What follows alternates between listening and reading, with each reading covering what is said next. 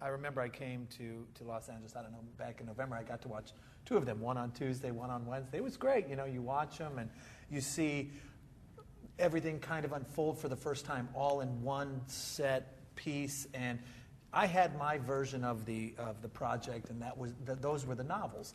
And then you hand it over, and they take the story, but they kind of added different elements to a vision.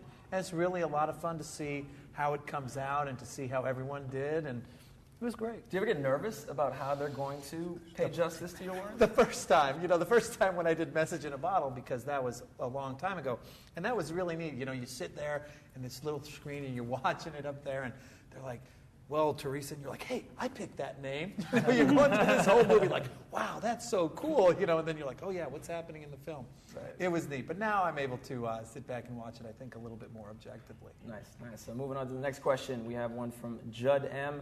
for Julianne. Miley has such a huge following from her previous, more comedic roles. What was it like working with her on a more dramatic role?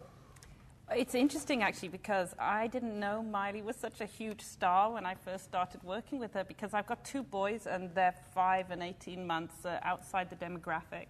And so I just approached her as an actress. And I just could tell immediately that she's just got this amazing kind of complexity and depth and as a person, and is so bold as an actress. If any challenges that I threw out to her emotionally, she would meet, and more so. It was a complete joy working with her as an actress. Have you gotten more familiar with her work prior? I really hope you haven't watched any of my other stuff. I think she's fantastic in that, and it's a testament to her range, really, as an actress.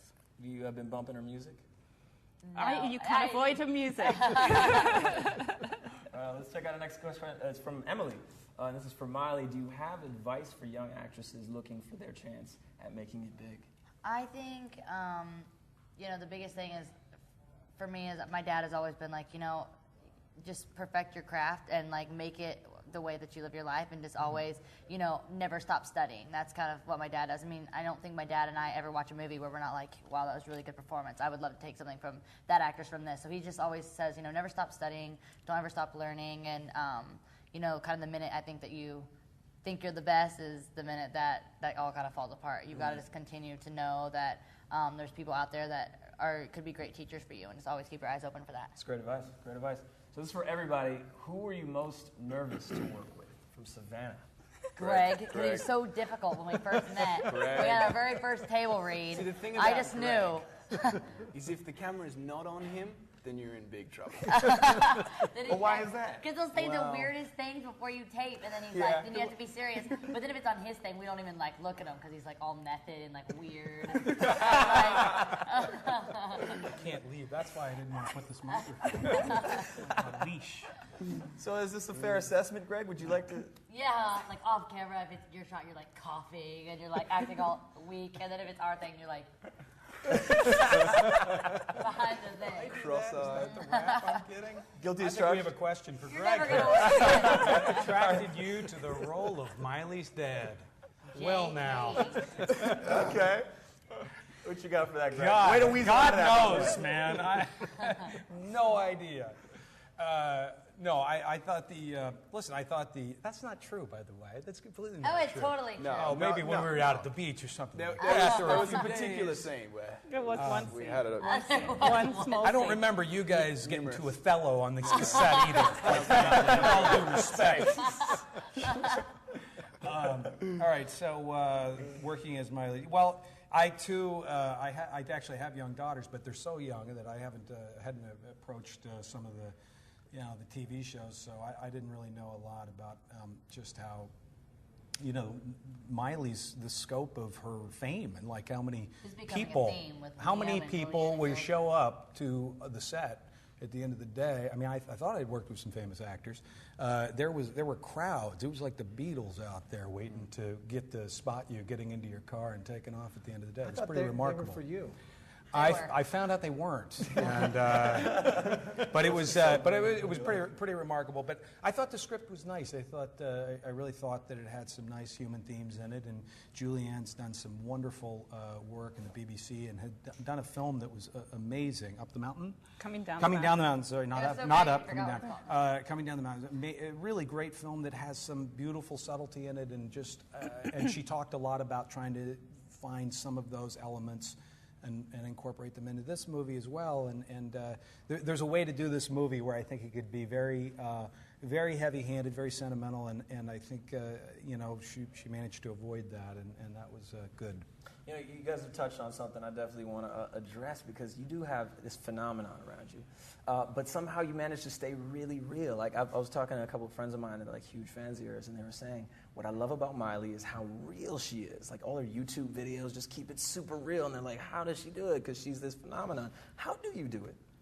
I don't know. I think I'm a little bit crazy, and I think you just have to. Well, I've grown up in it. It's not like it was immediately like some big change in my lifestyle. I mean, I've kind of like been around that my whole life, and not to mention, I don't know. It's again, I think my dad is probably like the biggest part of that. Is again, he's always saying never stop learning.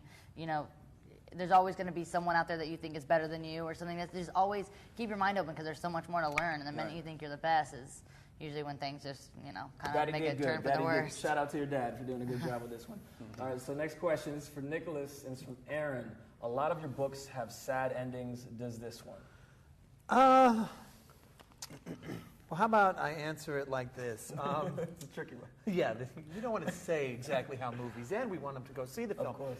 I think you can say that my work pretty much covers all of the emotion of life at one time or another in the film. So you're going to see Miley angry. You're going to see happiness, anger. You're going to see love. You're going to see joy, frustration. Sadness is part of life. So certainly that's part of it, because I think that adds to the whole experience of a film like this. You go in and you experience all the emotions of life in 1 hour and 45 minutes, and when you do that, it's as if you've lived a mini life by the time you finish, and that's what you take out of a film like this. So yeah, there will be something sad in there, I promise. Well put. Way to not blow the ending. Hey, well, there you go. Let's see now the next question. This is from Miley. It's from Lily. What was it like working with Liam? Were you excited when he was cast? Were you familiar with him? Not necessarily. Yeah. He didn't really know my stuff either, so that's okay. But I was like excited, especially because this was a kind of a breakout role for me. I mean, people obviously like knew who I was, but mostly from the show, not something from this. So that made it was kind of like a new experience for both of us. I know he's worked a lot in Australia and stuff, but it was kind of a big thing for him here in the States. So it was kind of, even though they were different, we were still sharing something in common, which I thought was really cool. And if he was better looking, I probably would have been really excited. But the fact that he was ugly kind of made me less intimidated. Truth. It's a mutual feeling. Yeah.